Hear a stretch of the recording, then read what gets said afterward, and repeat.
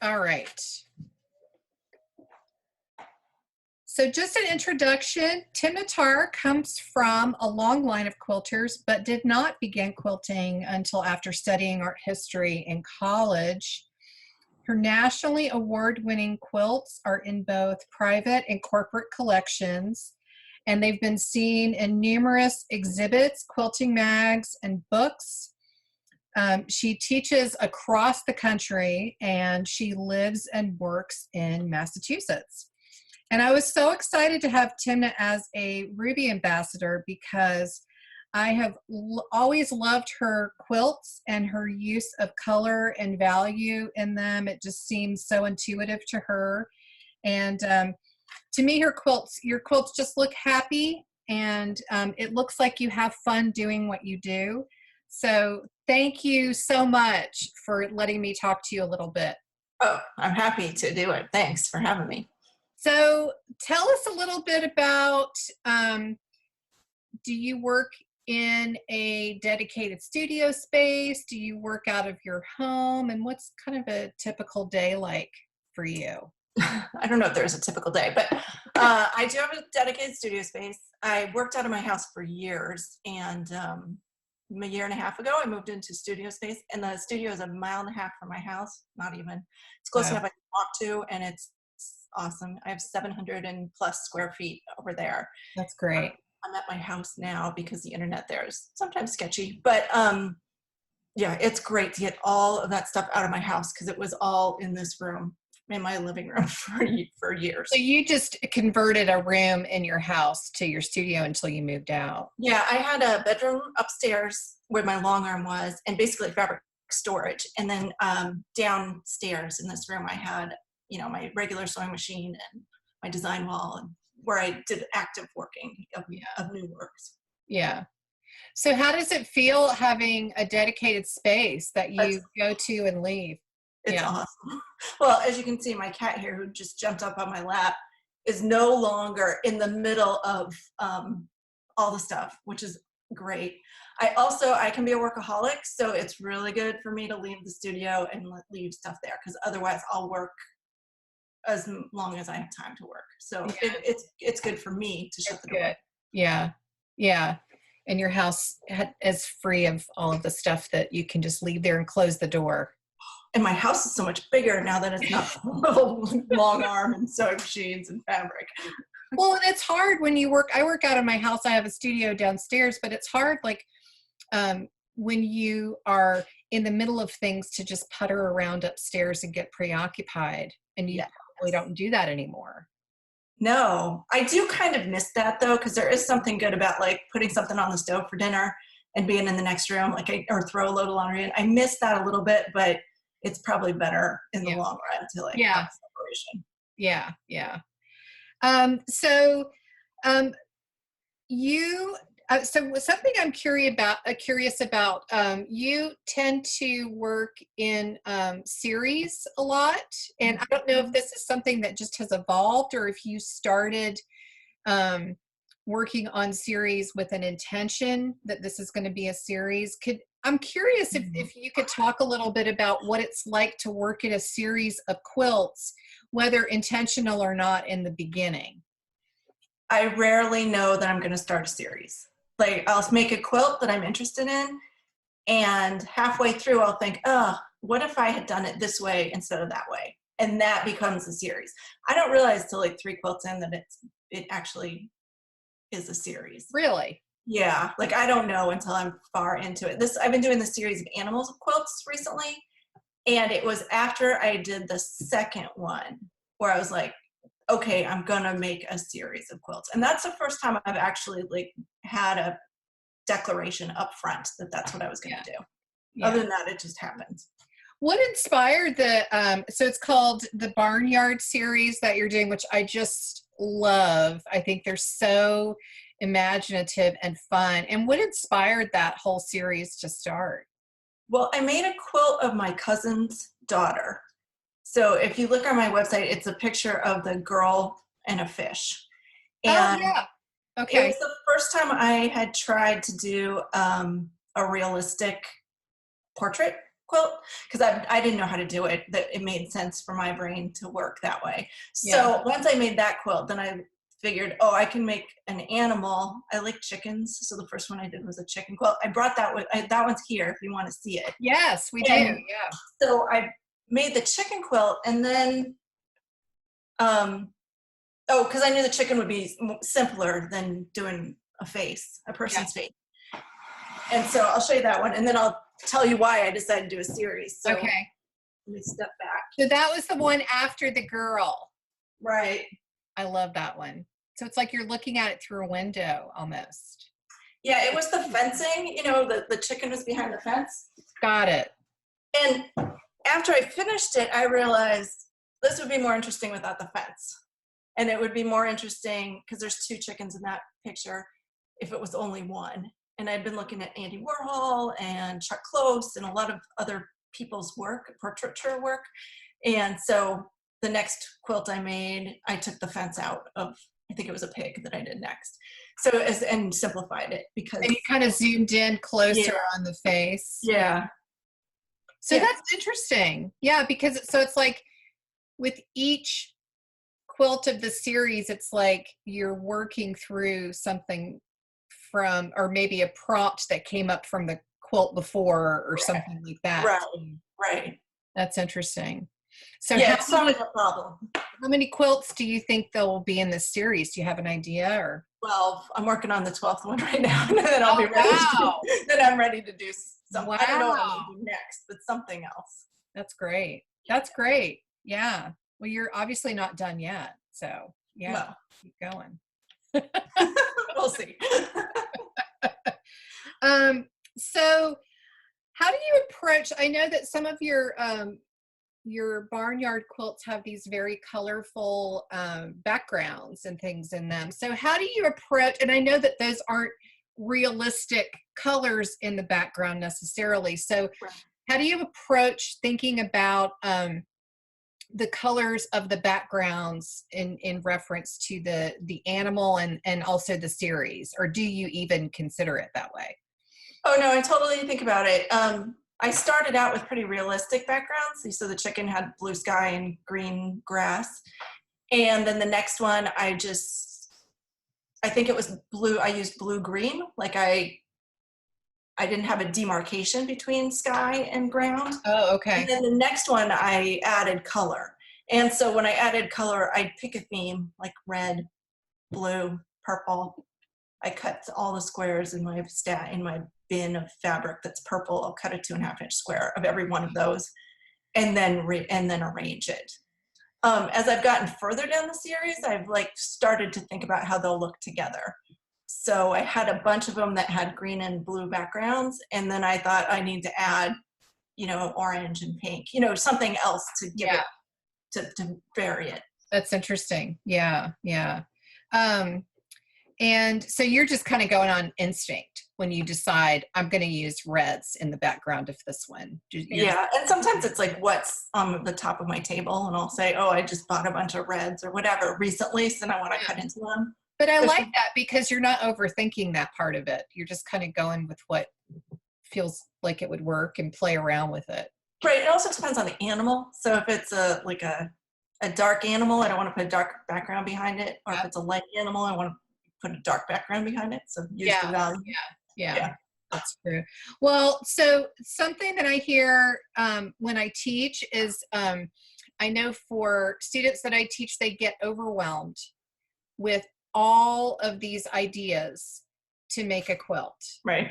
Some sort of quilt. And it's like they want to, and without even realizing it, they want to put all those ideas into one quilt. And it's always like this reassurance. There's going to be other quilts that we can make. You don't have to put every idea in this one. But people are always looking for ways to keep inspiration or prompts that they see that they might want to look at later. What do you do? Do you have a special way that you keep all of that when you get inspired by something you might use later on? No, I can't think of anything right now. I will say every quilt I make has a rule. So at Okay. the beginning of every quilt, I have a color rule or a design rule. And I find that having a rule gives me some boundaries, like it automatically contains the quilt. And it also gives me some boundaries to push up against. I love that. So give us an example of a rule. So the rule could be like the backgrounds, like use only purples. And Okay. so I'll go through all my purples and then I'll move into magenta and I'll move into blue because I've run out of purples. But Yeah. it's a rule that I can stretch if I need to. Yeah. Yeah. I love that. I love that. Yeah. So you're thinking about like the value contrast between the background of those animals and the animal itself, and you're choosing colors and you're sort of staying within sort of a tight palette, and then you veer off from that a little bit when you feel like it needs to. And so that probably just comes from experience or I think it's practice. It's practice. totally practice. Yeah. It's not intuitive. It's not, I've not always been good with color. It's Yeah. it's practice. That's reassuring. That's reassuring. I think it is practice. I think that that's where there's all this debate these days about the 10,000 hours rule. Yes. Like, do you I have believe 10,000 it. hours? But I do think, I mean, I come from a family of artists. They do amazing work because they've worked at it. Right. I see it. Yeah, for sure. So you must have a lot of fabric, Timna. I probably don't have as much fabric as you think I have. I know quilters with a much bigger stashes than I have. Okay. Yeah, I only buy a third or a quarter of a yard of fabric. That's what I was about to ask you. So if you like a fabric or you're looking for a particular color and you see a print that would work, you're going to buy like a third or a quarter of it. Yeah, so I have a pretty deep stash, but it's not wide. Yeah. So how do you store all that? By color. So Yeah. I have plastic bins, and I have a red one, an orange one, a yellow one, Yeah. two green blue ones because I really like green blue, so I cannot contain it to Yeah. one bin. But Well, mine's funny because I love green and blue, and I felt like I was buying too much green and blue. So then I started buying pinks and reds and oranges. oh, When I did a big purge not too long ago, I realized I didn't have any green and blue. I had all pinks, oranges, and reds. well, So then you had to go buy some, I had to right? go buy some. Yeah.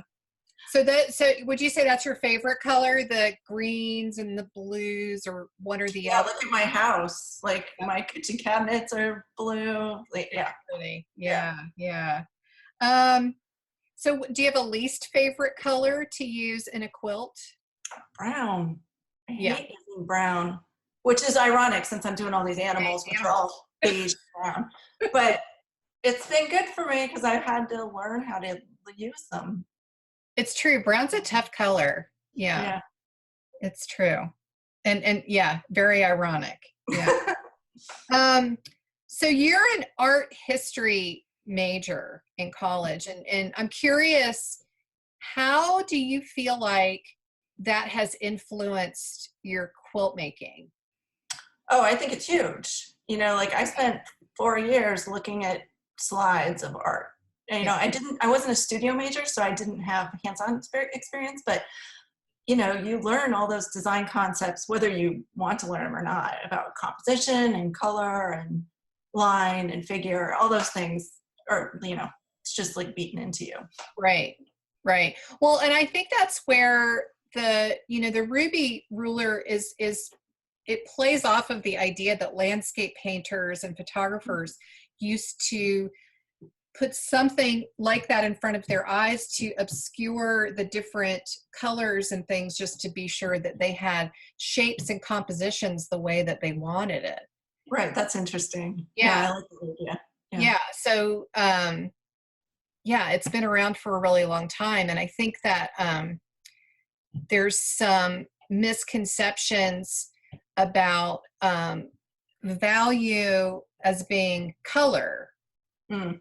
And so it's always interesting to hear, where people get confused, because a lot of people, like, a red is not just a red.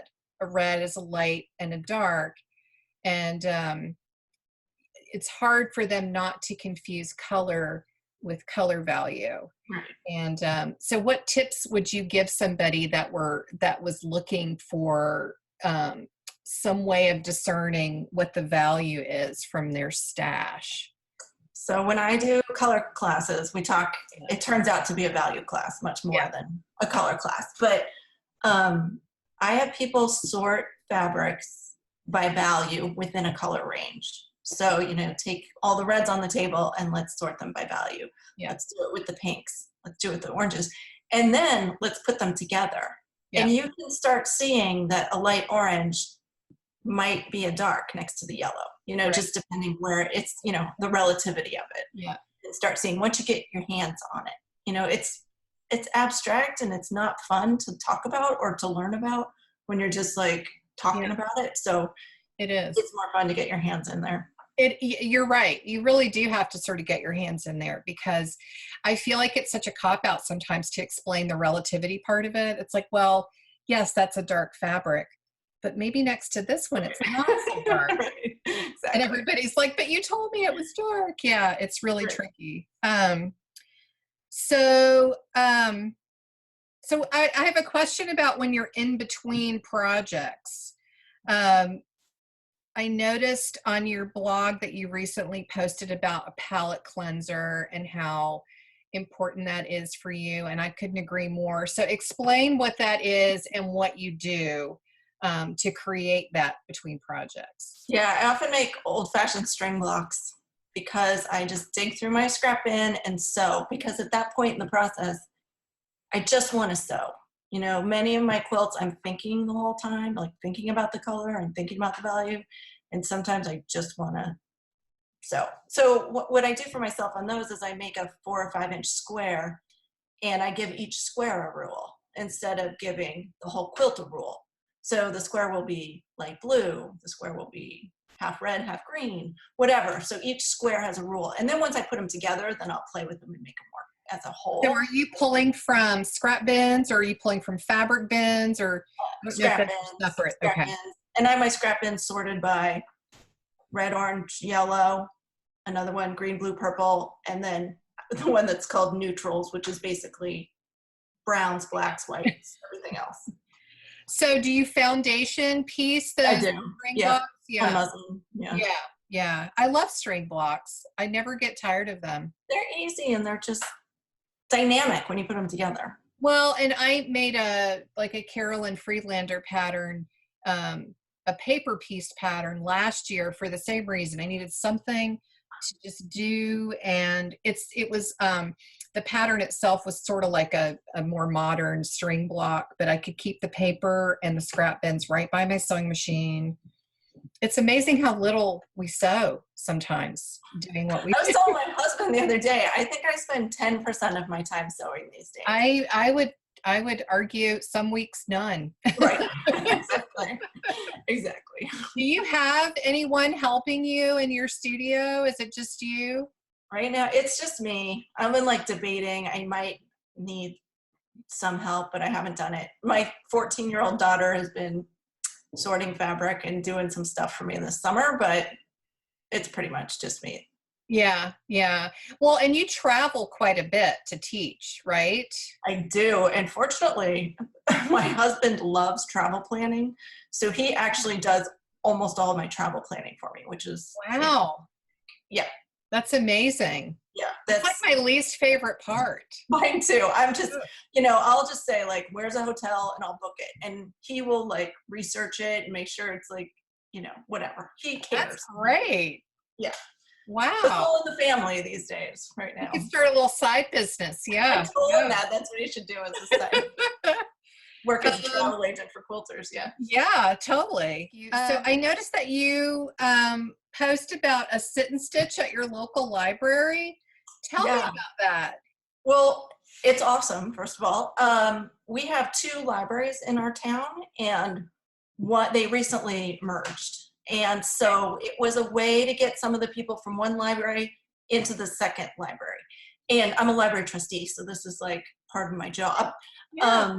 But it's usually, we took the summer off, but it's once a month in the evening for 2 hours. Bring your handwork. It's people knit, they crochet, whatever. and just hang out for 2 hours in the library. And it's really, really nice and really fun. That's so great. Yeah, What a great way to create community. Yeah, and what's really been interesting is how many people have come into the library to knit and have said, I've lived in town my whole life and I've never been there. And I've never So been to the it's library. just a way to, just to bring community. It's all about community. So nice. Yeah. Because I know where I live in Seattle, we have some fantastic libraries, and that kind of inspired me to maybe look into doing something like that. Yeah, I really love it. And some months we have 6 people, some months we have 2. It's really unpredictable, but it's pretty great. That's and we've awesome. taken the summer off, and I'm itching to go back and go do it again. Yeah, that's great. That's great. So you were recently, I wanted to make sure everybody knows where to find you, because you had a great spread in Where Women Create, and the current issue, it's the July, August, September 2019 issue, and I think it's out right now. It came out at the beginning of July, so it's probably still out. Such a fun feature of your quilts in your studio. I love that. And you are teaching everywhere. I'm teaching a lot, yeah. Yeah. And so where can people find where you're teaching, and if it's someplace close to them? On my website, timnatarr.com. Okay. And there's events. It's either called a calendar events. I can't remember. But okay. It just lists every place I'll be in the next, year or whatever. That's great. So what's your favorite thing currently to teach in your workshops? Because you teach a lot of different things. I do a map quilt workshop that I really, really love, because everybody brings a map of a location that's special to them, and they make a quilt out of it. So you were on the quilt show and you did a map. Yeah, just a little map. Yeah. Love that. I love those. And it's all about the like the printed fabric. I forgot what it was called. I posted it in our Facebook group, but I brought that one too. Can we see that one? Yeah. That one's my favorite. This is my neighborhood. So it's each fabric is a property plot in my neighborhood. Plot. Okay. Yeah. So when did you make this one? How long ago? Oh, I don't know, 3 years ago maybe. I love that one. Yeah. Because that one has like the sparkle that I talk to people about, like them to put in their quilts, how you need that little bit of sparkle. That's beautiful. I love that. And it's a great example of you can use any fabric. There's like antique fabrics, there's modern fabric, there's, everything. There's tons of novelty fabrics in there. Yeah, I love that. So you're still doing those and still teaching those map quilts quite a bit. Yeah, I love that one. I would love to take one of those at some point. That would be really fun. So we can find Timna at her website at timnatarr.com, and it's got a list of all that she's teaching. There's a beautiful gallery of all of her quilts and the things that she's working on. But thank you so much for being a Ruby ambassador. Oh, thanks for sharing the ruler. I banner for you. Well, hopefully it was fun. Hopefully they got something out of it. Yeah, it's just a fun little tool. Yeah. But we will talk to you soon, and thank you so much.